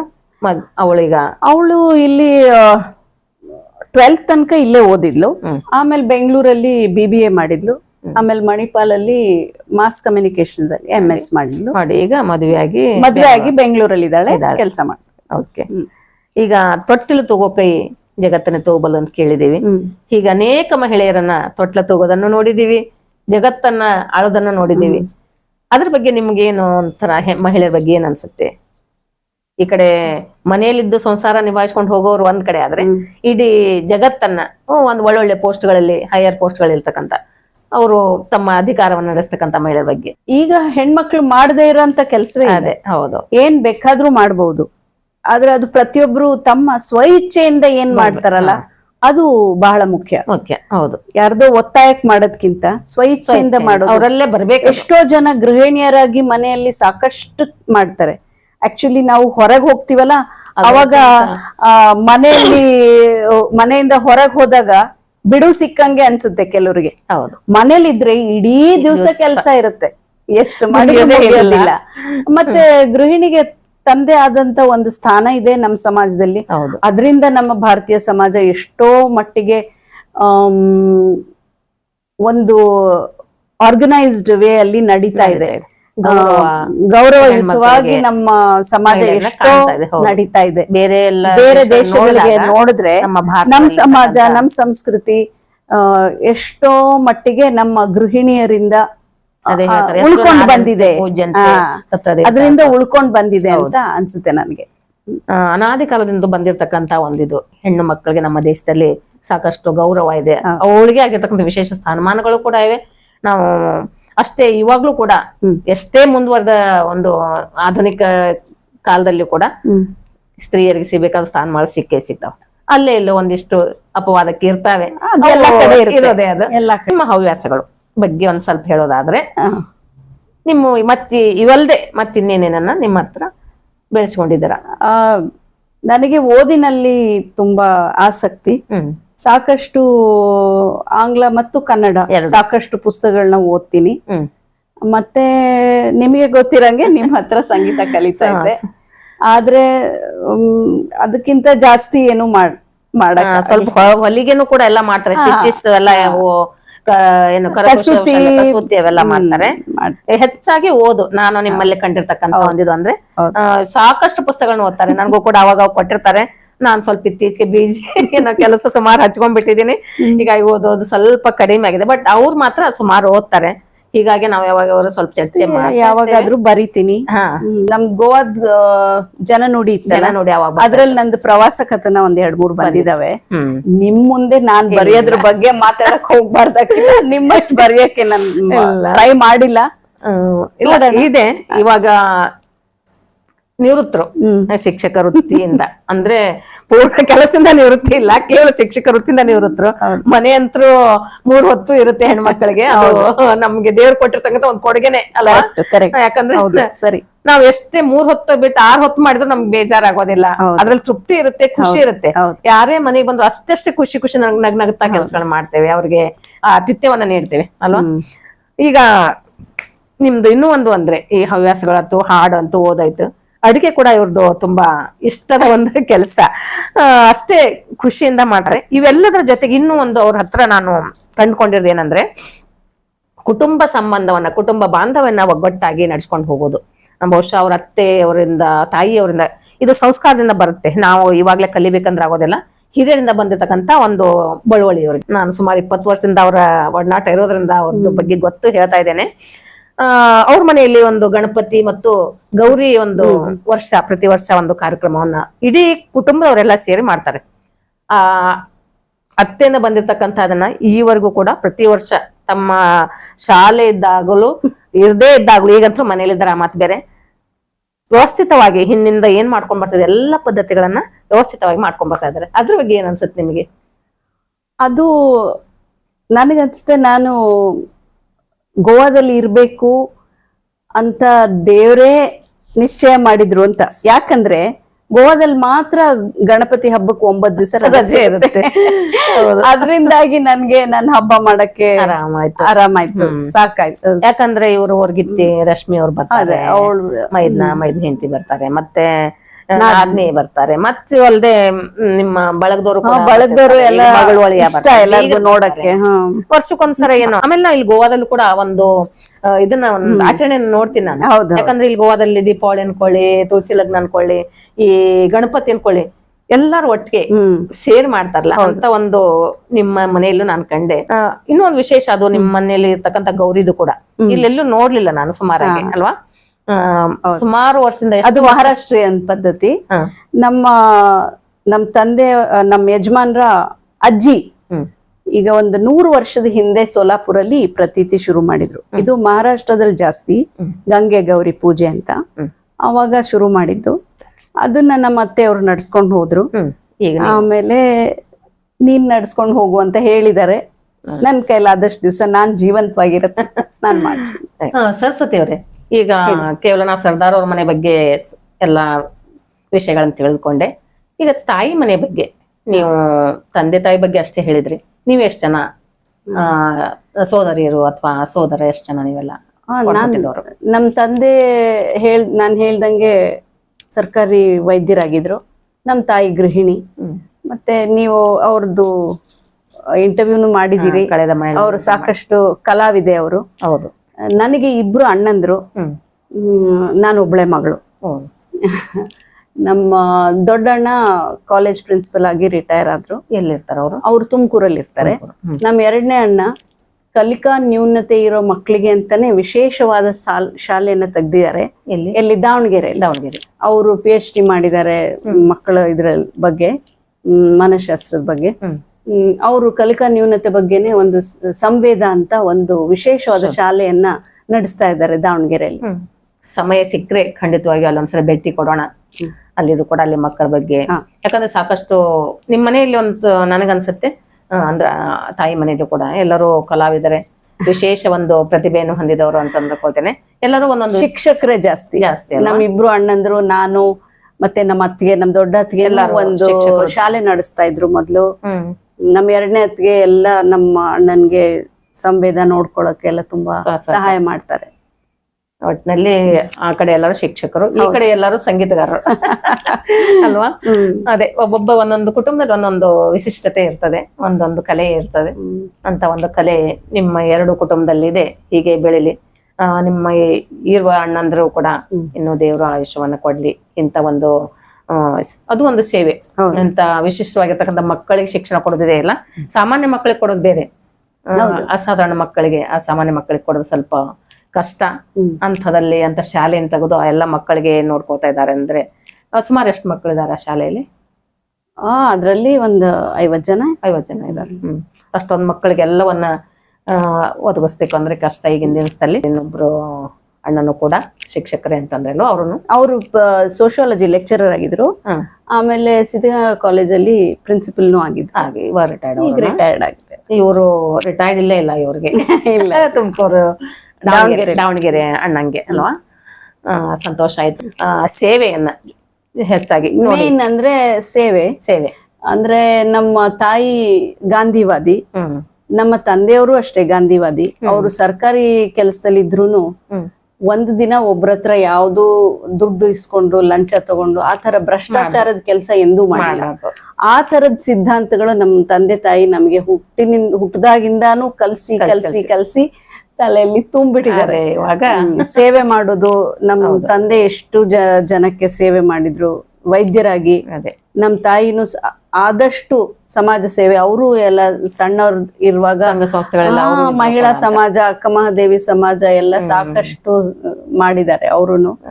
ಸೊ ಸಮಾಜ ಸೇವೆ ಮತ್ತೆ ನಿಸ್ವಾರ್ಥ ಸೇವೆ ಅದು ನಮ್ ತಂದೆ ತಾಯಿ ನಮಗೆಲ್ಲ 3 ಜನಕ್ಕೂ ಅದನ್ನ ತಲೆಯಲ್ಲಿ ತುಂಬಿಬಿಟ್ಟಿದ್ದಾರೆ. ಒಳ್ಳೆಯ ಗುಣಗಳನ್ನು ಬೆಳೆಸ್ಕೊಂಡಿದ್ದೀರಾ. ಅದೇ ತಂದೆ ತಾಯಿಗಳು ನಮಗೆ ಕಲಿಸ್ಬೇಕು ಅಂತಿಲ್ಲ, ಅವ್ರು ಮಾಡೋದನ್ನ ನೋಡಿ ನಾವು ಕಲ್ತ್ಬಿಡ್ತೇವೆ ಅಷ್ಟೇನೆ. ಎಲ್ಲಾನು ಹೇಳಿ ಬರೋದಲ್ಲ, ಅನುಕರಣೆ ಅಂತ ಇರುತ್ತಲ್ವಾ, ಅದನ್ನ ಸಹಜವಾಗಿ ಚಿಕ್ಕ ಮಕ್ಕಳಿದ್ದಾಗ ತಂದೆ ತಾಯಿಗಳು ಏನ್ ಮಾಡ್ತಾರೋ ಅದು ನಮ್ಮಲ್ಲಿ ಬೇರೆಯವ್ರು ಬಿಡುತ್ತೆ, ಅಂತದೇ ಬೆಳೆದ್ ಬರುತ್ತೆ ಮುಂದೆ. ಅಂತ ಒಂದು ಒಳ್ಳೊಳ್ಳೆ ಗುಣಗಳು ನಿಮ್ಮ ಹತ್ರ ಇರೋದ್ರಿಂದಾನೇ ಸುಮಾರಾಗಿ ಈಗ ನಾನೇನು ಇಲ್ಲ ಅಖಿಲ, ನನಗಿಂತ ಎಷ್ಟು ಕೆಲಸ ಮಾಡಿದವ್ರು ಇದ್ದಾರೆ. ಅವ್ರು ಹೀಗೆ ಇನ್ನಷ್ಟು ಸೇವಾ ಒಂದು ಶಕ್ತಿಯನ್ನ ದೇವರು ನಿಮಗೆ ಕೊಡ್ಲಿ ಅಂತ. ಕೊನೆಯದಾಗಿ ನಾನು ನಿಮ್ಮ ಬಗ್ಗೆ ಕೇಳೋದೇನಂದ್ರೆ, ಈ ಶಿಕ್ಷಕ ವೃತ್ತಿ ಬಗ್ಗೆ ಒಂದ್ ಸ್ವಲ್ಪ ಇನ್ನೊಮ್ಮೆ, ಈಗ ಹಿಂದಿಂದು ಈಗಿಂದು ಸ್ವಲ್ಪ ಬಗ್ಗೆ ಮಾತಾಡಿದ್ವಿ. ಈಗಿನ ಒಂದು ಮಕ್ಕಳಿಗೆ, ಯಾಕಂದ್ರೆ ಈಗ ಮಾಸ್ ಮೀಡಿಯಾಗಳು ಸುಮಾರು ಬಂದ್ಬಿಟ್ಟಿವೆ, ಮಕ್ಕಳು ಸುಮಾರು ಆದ್ರಿಂದ ಎಷ್ಟೋ ಜನ ತಮ್ಮ ಜೀವನನೇ ಹಾಳು ಮಾಡ್ಕೊಳ್ತಾ ಇದ್ದಾರೆ. ಅದರಿಂದ ನಿಮ್ಗೆ ಏನ್ ಅನ್ಸುತ್ತೆ? ಈ ಮೊಬೈಲ್ ಅನ್ಕೊಳ್ಳಿ, ಫೇಸ್ಬುಕ್ ಅನ್ಕೊಳ್ಳಿ, ಈ ವಾಟ್ಸಪ್, ಇನ್ಸ್ಟಾಗ್ರಾಮು, ಟಿವಿ ಕಡಿಮೆ ಆಗಿದೆ ಅನ್ಕೋತೀನಿ ಸುಮಾರಾಗಿ. ಈಗ ಇವು ಇಲ್ಲೇ ಕೈಯಲ್ಲೇ ಹೀಗಾಗಿ ಒಂದು ಶಿಕ್ಷಕರಾಗಿ, ಒಬ್ಬ ಶಿಕ್ಷಕಿಯಾಗಿ, ಅನುಭವಿ ಶಿಕ್ಷಕಿಯಾಗಿ, ಯಾಕಂದ್ರೆ ನಿವೃತ್ತರಾಗಿರೋದಂತ ಇಂದಿನ ಪೀಳಿಗೆ ಮಕ್ಕಳಿಗೆ ನಿಮ್ಮ ಒಂದೆರಡು ಮಾತುಗಳನ್ನ ನಾನು ಕೇಳಬಯಸ್ತಾ ಇದ್ದೇನೆ. ಇವಾಗ ಏನಾಗಿದೆ, ತಾಂತ್ರಿಕ ಜ್ಞಾನದಿಂದ ಸಾಕಷ್ಟು ನಾವು ಉಪಯೋಗ ಪಡ್ಕೋಬಹುದು. ಮಕ್ಕಳು ಅದನ್ನೇ ಉಪಯೋಗಿಸ್ಕೊಂಡು ಸಾಕಷ್ಟು ಕಲಿಬಹುದು. ಆದ್ರೆ ಅದು ಏನಾಗ್ತಿದೆ ಅಂದ್ರೆ ದುರುಪಯೋಗ ಆಗ್ತಾ ಇದೆ. ಅದು ಆಗಬಾರ್ದು. ಅದು 3 ಹೊತ್ತು ಸ್ಕ್ರೀನ್ ನೋಡೋದ್ರಿಂದ ನರಗಳ ಮೇಲೆ ಪರಿಣಾಮ ಆಗುತ್ತೆ, ಮತ್ತೆ ಕಾನ್ಸಂಟ್ರೇಷನ್ ಕಡಿಮೆ ಆಗುತ್ತೆ. ಹೀಗೆಲ್ಲ ಇರೋದ್ರಿಂದ 3 ಹೊತ್ತು ಅದನ್ನ ದಯವಿಟ್ಟು ನೋಡಿ ಹಾಳು ಮಾಡ್ಕೋಬೇಡಿ. ನಿಮ್ಮ ಜೀವನನ ನೀವು ಹಾಳು ಮಾಡ್ಕೋಬೇಡಿ. ನಿಮ್ಗೇನು ತಂತ್ರಜ್ಞಾನ AI ಬಂದಿದೆ, ಎಲ್ಲ ಬಂದಿದೆ ಈಗ. ಅದರಿಂದ ನಿಮ್ಮ ಅಭ್ಯಾಸಕ್ಕೆ, ನಿಮ್ಮ ವಿದ್ಯಾಭ್ಯಾಸಕ್ಕೆ ಯಾವ್ದು ಬೇಕು, ಅದರಿಂದ ಏನು ಸಹಕಾರ ಬೇಕು ಅದು ನೀವು ತಗೋಬೇಕಷ್ಟೇ ಹೊರತು ಅದನ್ನ ದುರುಪಯೋಗ ಮಾಡ್ಕೊಂಡು ವೇಳೆ ವ್ಯರ್ಥ ಮಾಡಬಾರ್ದು. ಮತ್ತೆ ಆದಷ್ಟು ಸ್ಕ್ರೀನ್ ನೋಡೋದು ಕಡಿಮೆ ಮಾಡ್ಬೇಕು. ಬೇರೆ ನಾವು ಚಿಕ್ಕವರಿದ್ದಾಗ ಹೆಂಗ ಆಡ್ತಿದ್ವಿ ಆ ತರ ನೀವು ದೈಹಿಕ ಆಟಗಳನ್ನ ಆಡ್ಬೇಕು. ಮತ್ತೆ ಬೇರೆ ಕಲೆ, ಸಂಗೀತ ಇದ್ರಲ್ಲೆಲ್ಲ ಜಾಸ್ತಿ ಆಸಕ್ತಿ ತೋರಿಸ್ಬೇಕು, ಅದ್ರಲ್ಲೆಲ್ಲ ಭಾಗವಹಿಸ್ಬೇಕು. ಅದರಿಂದ ನಿಮ್ದೊಂದು ಸರ್ವಾಂಗೀಣ ಅಭಿವೃದ್ಧಿ ಆಗತ್ತೆ ಅನ್ಸುತ್ತೆ. ಹೌದೌದು, ನಿಜ. ಯಾಕಂದ್ರೆ ಮೊದಲಿನ ಒಂದು ಆಟಗಳೆಲ್ಲ ಮಾಯ ಆಗ್ಬಿಟ್ಟಿವೆ. ಈಗ ಶಾಲೆಗಳು ಕೂಡ ಅಂತ ಆಟಗಳನ್ನೇ ಆಡಿಸ್ಬೇಕು. ಹೌದು. ಈಗ ಆಟಗಳು ಈಗ ಏನಂದ್ರೆ ಊರುಗಳು ಬೆಳೆದ್ರಿಂದ ಶಾಲೆಗಳು ನಡುವಾಗ್ಬಿಟ್ಟಿವೆ. ಸ್ಥಳದ ಅಭಾವ. ಎಷ್ಟೋ ಶಾಲೆಗಳನ್ನ ನೋಡ್ತೀವಿ ನಾವು, ಮಕ್ಕಳಿಗೆ ಆಡೋಕೆ ಜಾಗ ಇರೋದಿಲ್ಲ. ಅಂತ ಒಂದು ಪರಿಸ್ಥಿತಿಯನ್ನ ಶಾಲೆ ಒತ್ತು ಮಕ್ಕಳ ಅಭಿವೃದ್ಧಿಗೆ ಅಡೆತಡೆ ಆಗುತ್ತೆ. ಅದನ್ನ ಮಾಡಬಾರ್ದು. ಒಳ್ಳೆಯ ಒಂದು ಜಾಗದಲ್ಲಿ ಶಾಲೆಯನ್ನ ಕಟ್ಟಿ ಮಕ್ಕಳಿಗೆ ಒಳ್ಳೆ ಶಿಕ್ಷಣ ಕೊಡೋದ್ರ ಜೊತೆಗೆ ದೈಹಿಕ ಎರಡೂ ಬೇಕು ನಮ್ಗೆ. ಮಕ್ಕಳು ಬೆಳಿಬೇಕಾದ್ರೆ ಚಿಕ್ಕ ಮಕ್ಕಳಿದ್ದಾಗೆ ಅದು ಬೆಳೆಯುವ ಸಸಿಯನ್ನ ಹೇಗೆ ಅವಾಗ ಕೊಟ್ಟಾಗೆ ಅದು ಅಭಿವೃದ್ಧಿ ಚೆನ್ನಾಗಿ ಒಂದು ಬೆಳೆ ಬರುತ್ತಲ್ವ, ಹಾಗೆ ಅದಕ್ಕೆಲ್ಲ ಶಿಕ್ಷಕ, ಒಂದು ಶಾಲಾ ಸಿಬ್ಬಂದಿ, ಅಭಿವೃದ್ಧಿ ಟ್ರಸ್ಟಿ ಅದಕ್ಕೆ ಒತ್ತು ಕೊಟ್ಟು ಆ ರೀತಿಯಲ್ಲಿ ಬೆಳೆಸ್ಬೇಕು. ಅಂದ್ರೆ ಒಂದು ಸರ್ವಾಂಗೀಣ ಮಕ್ಕಳ ಅಭಿವೃದ್ಧಿ ಆಗತ್ತೆ ಅಂತ ತಿಳ್ಕೊತೀವಿ. ಮಕ್ಕಳು ಕೂಡ ಅಷ್ಟೇ ಇವ್ರು ಹೇಳಿದಾಗೆ ಈ ತಾಂತ್ರಿಕ ಜ್ಞಾನವನ್ನ, ಇದರಲ್ಲಿ ಮೊಬೈಲ್ ಅನ್ನ ಸ್ವಲ್ಪ ಕಡಿಮೆ ಉಪಯೋಗ ಮಾಡ್ಕೊಳ್ಳಿ. ನಿಮ್ಗೆ ಏನ್ ಅಗತ್ಯ ಇದೆಯೋ, ನಿಮಗೆ ಓದಿನ ಅಭ್ಯಾಸಕ್ಕೆ ಏನು ಅನುಕೂಲತೆಗಳು ಬೇಕು ಅವನ್ನ ಮಾತ್ರ ಪಡೆದುಕೊಳ್ಳಿ. ಓದದ್ದು ಇವೇನು ಗೇಮ್ ಆಟಗಳು ಬರ್ತಾವ, ದಯವಿಟ್ಟು ಅದನ್ನ ದೂರ ಇರಿ. ದೈಹಿಕ ಆಟಗಳ ಹತ್ರ ಮನೆಗೆ ಬಂದ ತಕ್ಷಣ ನೀವು ಬಹುಶಃ ನೆನಪಿಸ್ಕೊಳ್ಳೋದಾದ್ರೆ, ನಾವು ಬಂದು ಬ್ಯಾಗ್ ಹಾಕ್ಬಿಟ್ಟು ಹೊರಗೋಡ್ ಹೋಗ್ತಾ ಇದ್ವಿ. ಆಟಗಳು ಅಪ್ಪ ಅಮ್ಮ ಕರಿಬೇಕು ನಮ್ಗೆ, ಬರ್ರಿ ಇದಕ್ ಬರ್ರಿ ಅಂತ ಹೇಳಿ ಹಾಗಿರ್ತಾ ಇತ್ತು. ಬಟ್ ಆಗಿಗೆ ಈಗಿಲ್ಲ. ಬಂದು ಒಳಗ್ ಕೂತ್ರೆ ಒಳಗಿನ ರೂಮ್ ನಲ್ಲೇ ಇರ್ತಾರೆ. ಅದು ಪ್ರಾಣೇಶ್ ಅವ್ರು ಹೇಳ್ತಾರಲ್ಲ, ಕೋಣೆ ಕೂಸು ಕೊಳಿತು ಬೀದಿ ಕೂಸು ಬೆಳಿತು ಅಂತ. ದಯವಿಟ್ಟು ಕೋಣೆ ಕೂಸು ಆಗುದ್ ಬೇಡಿ. ನೀವೆಲ್ಲ ಒಳ್ಳೆ ಬೀದಿ ಕೂಸಾಗಿ ಬೆಳಿರಿ. ಸದೃಢವಾಗಿ ಒಬ್ಬ ಉನ್ನತ ಪ್ರಜೆಯಾಗಿ, ದೇಶದ ಒಬ್ಬ ಒಳ್ಳೆಯ ನಾಗರಿಕರಾಗಿ, ಉತ್ತಮ ಪ್ರಜೆಯಾಗಿ ಬೆಳಿರಿ ಅಂತ ಹೇಳಿದ್ರು. ಅಂದಾಗ ಇನ್ನೂ ಒಂದು ನಾನು ಮರ್ತೆ, ಇವರ ಹವ್ಯಾಸಗಳ ಬಗ್ಗೆ ಅಷ್ಟೇ ಹೇಳಿದೆ. ಜೊತೆಗೆ ನಿವೃತ್ತಿ ಇನ್ನೇನು ಸಮೀಪಿಸ್ತಾನು ಕೂತ್ಲೆ ತಮ್ಮನ್ನ ಬೇರೆಡೆಯವರು ತೊಡಸ್ಕೊಂಡ್ ಬಿಟ್ರು. ಹೀಗೆ ಗೋವಾದಲ್ಲಿದ್ದು ಕೂಡ ತಮ್ಮನ್ನ ಬೇರೆ ಬೇರೆ ಒಂದಿಷ್ಟು ಸಂಸ್ಥೆಗಳಲ್ಲಿ ಸೇವೆಯನ್ನ ಸಲ್ಲಿಸ್ಲಿಕ್ಕೆ ಇವ್ರು ಹೋಗ್ತಾ ಇದ್ದಾರೆ. ಯಾವ್ಯಾವ ಸೇವೆಯನ್ನ ನೀಡ್ತಾ ಇದಾರೆ ಅವ್ರ ಬಾಯಿಂದ ಕೇಳ್ಕೊಡೋಣ. ಮೇಡಮ್, ಇವತ್ತು ಶಾರದಾ ಮಂದಿರ ಅಲ್ಲದೆ ಬೇರೆ ಬೇರೆ ಶಾಲೆಯಲ್ಲಿ ನೀವು? ಇಲ್ಲ, ಬೇರೆ ಶಾಲೆ ಅಂದ್ರೆ ಅದು ಹಮಾರ ಸ್ಕೂಲ್ ಅಂತ ಒಂದು ಸಮಾಜ ಸೇವೆ ಮಾಡುವಂತಹ ಒಂದು ಸ್ಥಳ.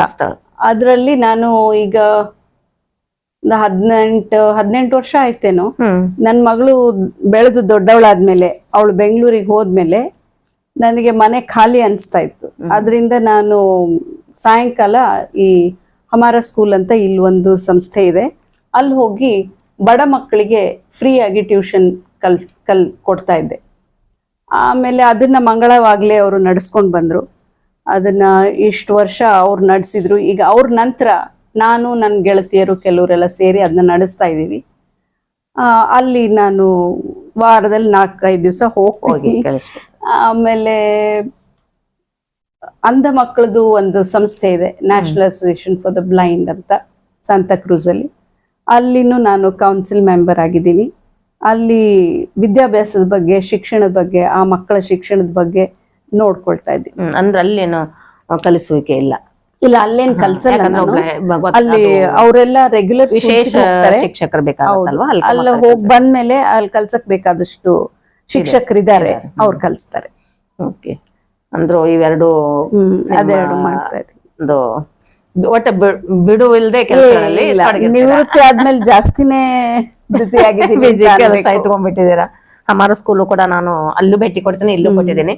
ಬಹುಶಃ ಇದ್ರಲ್ಲಲ್ವಾ, ಅದು ಯಾವ ಸಂತಾ ಕ್ರೂಸ್ ನಲ್ಲಿ ಇದೆ ಅಲ್ಲ, ನ್ಯಾಬ್. ಹೌದು, ಅಂದ ಮಕ್ಕಳ ಒಂದು ಸ್ಕೂಲ್. ಅಲ್ಲಿ ಒಬ್ಬ ವಿದ್ಯಾರ್ಥಿನ ಕೂಡ ಒಂದು ಸಂದರ್ಶನ ಮಾಡಿದ್ರಿ. ನಿಜವಾಗ್ಲು ಸಂತೋಷ ಅನಿಸ್ತು. ಎಷ್ಟೊಂದು ಅವಳು ವಿದ್ಯೆಯಲ್ಲಿ ಮುಂದುವರೆದಿದ್ದಾಳೆ. ಹೌದು, ರೇಷಾ ಅವಳಿಗೆ ಇವಾಗ ಗವರ್ಮೆಂಟ್ ಜಾಬ್ ಸಿಕ್ತು. ಹೌದಾ? ಮಡ್ಗಾಂವ್ ಅಲ್ಲಿ. ಪೂರ್ತಿ 100% ಬ್ಲೈಂಡ್ ಅವಳು. ಹೌದೌದು. ಅಂದ್ರೆ ಅವಳು ಡಿಜಿಟಲ್ ಲಿಟ್ರಸಿ ಮಾಡಿದ್ರಿಂದ ಅವ್ರಿಗೆಲ್ಲ ಈಗ ಡಿಜಿಟಲ್ ಲಿಟ್ರಸಿ ಅಂತ ಕಂಪ್ಯೂಟರ್ ತರಬೇತಿ ಎಲ್ಲ ಕೊಡ್ತಾರೆ ಅಂಧ ಮಕ್ಳಿಗೂನು. ಸೊ ಅದರಿಂದ ಅವಳು ಅದರಲ್ಲಿ ಚೆನ್ನಾಗಿ ಟ್ರೈನಿಂಗ್ ಮಾಡ್ಕೊಂಡು ಅವಳಿಗೆ ಒಂದು ಸರ್ಕಾರಿ ನೌಕರಿ ಸಿಕ್ತು. ಮಡ್ಗಾಂವ್ಗೆ ಹೋದ್ಲು ಅವಳು. ಅಲ್ಲಿ ಸುಮಾರು ಎಷ್ಟು ಜನ ಶಿಕ್ಷಕರು ಇದಾರೆ ಅಲ್ಲಿ ಕಲಿಸ್ಬೇಕು ಮಕ್ಕಳು? ಅಲ್ಲಿ 7 ಜನ. ಈ ಹಮಾರ ಸ್ಕೂಲ್ ನಲ್ಲಿ? ಹಮಾರ ಸ್ಕೂಲಲ್ಲೂ 5-6 ಜನ ಇದ್ದೀವಿ ನಾವು. ಒಂದ್ 3-4 ಜನ ವಾಲಂಟಿಯರ್ಸ್ ಇದೀವಿ. ಮಿಕ್ಕಿದವರೆಲ್ಲ ನಾವು ವೃತ್ತಿ ಶಿಕ್ಷಕರು. ನಾನು ಒಂದ್ ಸುಮಾರು ಈಗ ಇತ್ತೀಚೆಗೆ ಒಂದ್ ಸ್ವಲ್ಪ ಬರ್ತಾ ಇದ್ದೇನೆ ಹಮಾರ ಸ್ಕೂಲಿಗೆ. ಅಲ್ಲಿ ಮಕ್ಕಳು ನೀವು ಬಂದಲ್ಲಿ ಸಂಗೀತ ಕಲಿಸ್ತಿರಲ್ಲ, ಸುಮಾರು ಮಕ್ಕಳನ್ನ ನೋಡಿದ್ರೆ ಮತ್ತೆ ನಮ್ಮ ಹಳೆಯ ಶಾಲೆ ನೆನಪುಗಳೆಲ್ಲ ಬಂತಾನೆ. ಸುಮಾರು ವರ್ಷ ಹಿಂದೆ ನಾನ್ ಮಾಡಿದ್ದು. ಇಲ್ಲಿ ಗೋವಾದಲ್ಲಿ ಇದ್ಕೊಂಡು ಇಂಥ ಒಂದು ಶಾಲೆಗೆ ಹೋಗ್ತಾ ಇದ್ದೀನಿ, ಇವ್ರನ್ನೆಲ್ಲ ನೋಡ್ತಾ ಇದ್ದೀನಿ ಅಂತ ಖುಷಿ ಆಯ್ತು. ಹೀಗೆ ನಿಮ್ಮ ಒಂದು ನಿವೃತ್ತಿ ಜೀವನ ಜೊತೆಗೆ ಸೇವೆಗಳು ಹೀಗೆ ಬಡ ಮಕ್ಕಳಿಗೆ ಕಲಿಸೋದಾಗ್ಲಿ, ಅಲ್ಲಿ ಒಂದು ಟ್ರಸ್ಟ್ ಇಳಿದುಕೊಂಡು ಮಾರ್ಗದರ್ಶನ ನೀಡೋದಾಗ್ಲಿ, ಇಂಥ ಇನ್ನಷ್ಟು ಹಲವಾರು ಸೇವೆಗಳು ನಿಮ್ಮಿಂದ ಈ ಗೋವಾದ ಜನತೆಗೆ ಉಪಯೋಗ ಆಗಲಿ ಅಂತ ಹೇಳಿ ನಾನು ಆಶೆ ಮಾಡ್ತಾ ಮತ್ತೊಮ್ಮೆ ಮಹಿಳಾ ದಿನಾಚರಣೆಯ ಶುಭಾಶಯಗಳನ್ನು ಹೇಳ್ತಾ ನಿಮ್ಮ ಮನೆಯವ್ರ ಬಗ್ಗೆ ಒಂದು ಸ್ವಲ್ಪ ಕೇಳ್ಬಿಡೋಣ. ಬರೀ ನಮ್ದೇ ಮಾತಾಡಿದ್ವಿ ಅಂತ ಆಗಿದ್ದು. ಅವ್ರು ಇವಾಗ ಏನ್ ಮಾಡ್ತಾ ಇದ್ದಾರೆ? ಅವರು ಇಂಜಿನಿಯರ್ ಆಗಿದ್ರು, ಈಗ ನಿವೃತ್ತಿಯಾಗಿ ಮನೇಲಿದ್ದಾರೆ. ಅದೇ ನಾನು ನಿಮ್ಗೆ ಹೇಳಿದ್ನಲ್ಲ, ನಾನು ಏನ್ ಮಾಡಿದ್ರು ನನಗೆ ಸಹಕಾರ ಬೆಂಬಲ ಕೊಟ್ಟೆ. ಯಶಸ್ವಿ ಪುರುಷನ ಹಿಂದೆ ಮಹಿಳೆಯರು ಇರ್ತಾರೆ ಅಂತ ಹೇಳಿ ನಿಮ್ ಹಿಂದೆನೂ ಅವರು ಇರ್ತಾರೆ. ಒಬ್ರು ಮಾಡ್ಕೊಂಡು ಹೋದಾಗ್ಲೇ ನಡೆಯುತ್ತೆ ಅಲ್ವಾ? ಜೊತೆಗೆ ಇವ್ರ ಮಾವ ಅವರು ಪ್ರಖ್ಯಾತ ಒಂದು ಸಂಗೀತಗಾರರು. ಅವರು ನಂತರ ಅವ್ರ ಮನೆಯವರು ನಿಜಗುಣಿಯವರು ಸ್ವಲ್ಪ ಸಂಗೀತವನ್ನ ಕಲಿಯುವ ಒಂದು ಪ್ರಯತ್ನವನ್ನ ಮಾಡ್ತಾ ಇದ್ದಾರೆ. ಬಹುಶಃ ಈಗ ಸುಮಾರಾಗಿ ರಾಗಗಳನ್ನು ಕಲ್ತಿದಾರ ಅನ್ಕೋತೇನೆ, ಮುಂದುವರಿಸಿದಾರ ಅನ್ಕೋತೇನಲ್ವಾ? ಇಲ್ಲ, ಇತ್ತೀಚೆಗೆ ಸ್ವಲ್ಪ ಕಡಿಮೆ ಆಗಿದೆ. ಅಷ್ಟೇ ಅಲ್ಲ, ಇವ್ರ ನಾದ್ನಿ ಕೂಡ ಒಬ್ರು ಸಂಗೀತಗಾರರು. ಅಂದ್ರೆ ಏನಂತಾರೆ, ಆನುವಂಶವಾಗಿ ಬಂದ್ಬಿಡುತ್ತೆ ಅಂತಾರಲ್ಲ ಹಾಗೆ. ಇವ್ರ ಮಾವ, ಇವ್ರ ನಾದ್ನಿ ಒಬ್ರು ತುಂಬಾ ಚೆನ್ನಾಗಿ ಹಾಡ್ತಾರೆ. ಸೊ ಗದಗ್ನಲ್ಲಿದ್ದಾರೆ ಅವರು. ಈಗ ಇವ್ರ ಮನೆಯವ್ರು ಕೂಡ ಸ್ವಲ್ಪ ಕಲಿತಾ ಇದ್ದಾರೆ. ಹೀಗೆ ಸರ್ದಾರ್ ಮನೆತನದ ಒಂದು ಸಂಗೀತದ ಧ್ವನಿ ಇನ್ನು ದೇಶದ ಮೊಳಗ್ಲಿ, ಇವ್ರ ಮನೆಯವ್ರನ್ನ ಕಲಿತು ಚೆನ್ನಾಗಿ ಹಾಡೋ ಒಂದು ವೇದಿಕೆಯನ್ನು ಹತ್ತಲಿ ಅಂತ ಹೇಳಿ ನಾನು ಆಶೆ ಮಾಡ್ತೇನೆ. ಜೊತೆಗೆ ಮತ್ತೊಮ್ಮೆ ಎಲ್ಲ ಇವರ ಒಂದು ಕುಟುಂಬಕ್ಕೆ ದೇವರು ಒಳ್ಳೆಯದನ್ನು ಮಾಡಲಿ. ಹೀಗೆ ಇವರ ಸೇವೆಯನ್ನ ನಾಡಿನ ಜನತೆ ಪಡೆದುಕೊಳ್ಳಿ, ಹಾಗೆ ಆಯುರಾರೋಗ್ಯವನ್ನು ಕೊಟ್ಟು ಸಾಧನೆ ಮಾರ್ಗದಲ್ಲಿ ನಡೆಸಲಿ ಅಂತ ಹೇಳಿ ಆಶಿಸ್ತಾ ಇಂದಿನ ಒಂದು ಈ ಧನ್ಯವಾದಗಳು ಅಖಿಲ. ನಾನೇನಂತ ದೊಡ್ಡ ಸಾಧಕಿ ಅಲ್ಲ, ಆದ್ರೂ ನನ್ನ ಪರಿಚಯ ಮಾಡಿಕೊಟ್ಟಿದ್ದೀರಾ. ನಿಮ್ಮ ವೀಕ್ಷಕರಿಗೆ ಎಲ್ಲರಿಗೂ ನನ್ನ ಪರಿಚಯ ಮಾಡಿಕೊಟ್ಟಿದ್ದೀರಾ. ತುಂಬಾ ಉದಾರವಾಗಿ ಬಹಳ ನನಗೆ ಏನೇನೋ ವಿಶೇಷಣೆಗಳನ್ನ ಕೊಟ್ಟು ಇದು ಮಾಡಿದ್ರಿ. ದಯವಿಟ್ಟು ನಿಮ್ಮ ಹರಿಸ್ಮರಣಂ ಗ್ರೂಪ್ ಮತ್ತೆ ಗೋವಾ ಕನ್ನಡತಿ ಎರಡೂ ಇದಕ್ಕೂ ಚೆನ್ನಾಗಿ ಬೆಳಿಲಿ. ನೀವು ಹೀಗೆ ಎತ್ತರದಿಂದ ಎತ್ತರಕ್ಕೆ ಏರ್ತಾ ಇರ್ಲಿ ಅಂತ ಆಶಿಸ್ತಾ ನಿಮ್ಗೆ ಮಹಿಳಾ ದಿನ ಶುಭಾಶಯಗಳನ್ನ ಹೇಳ್ತೀನಿ. ಧನ್ಯವಾದಗಳು, ನಮಸ್ಕಾರ. ಕೊನೆಯದಾಗಿ ಮತ್ತೊಮ್ಮೆ ಅವ್ರಿಗೆ ಸಮಯವನ್ನು ಕೊಟ್ಟು ನನಗೆ ಸಹಕರಿಸಿದ್ದಕ್ಕಾಗಿ ಧನ್ಯವಾದ ತಿಳಿಸ್ತಾ ಹಾಗೂ ಮಹಿಳಾ ದಿನಾಚರಣೆಯ ಶುಭಾಶಯಗಳನ್ನು ಕೋರ್ತಾ GS ರುದ್ರಪ್ಪನವರ ಒಂದು ಮಹಿಳೆಯ ಕುರಿತಾಗಿರ್ತಕ್ಕಂಥ ಒಂದು ಕವನದ ಸಾಲನ್ನು ನೆನಪಿಸ್ಕೊಳ್ತಾ ಕಾರ್ಯಕ್ರಮ ಮುಗಿಸ್ತಾ ಇದ್ದೇನೆ. ಸ್ತ್ರೀ ಅಂತಕ್ಕಂಥ ಪದ್ಯ. ಸ್ತ್ರೀ ಆಕಾಶದ ನೀಲಿಯಲ್ಲಿ, ಚಂದ್ರ ತಾರೆಯ ತೊಟ್ಟಿಲಲ್ಲಿ, ಬೆಳಕಾನಿಟ್ಟು ತೂಗಿದಾಕೆ ಆಕಾಶದ ನೀಲಿಯಲ್ಲಿ. ಕೊನೆಗೆ ಹೇಳ್ತಾರೆ, ನಿನಗೆ ಬೇರೆ ಹೆಸರು ಬೇಕೆ ಸಾಕಲ್ವಾ? ಮಹಿಳೆಯರಿಗೆ ಕವಿಗಳ ಈ ಒಂದು ಅದ್ಭುತವಾದ ಹೋಲಿಕೆ. ಧನ್ಯವಾದ, ನಮಸ್ಕಾರ. ಧನ್ಯವಾದ, ನಮಸ್ಕಾರ.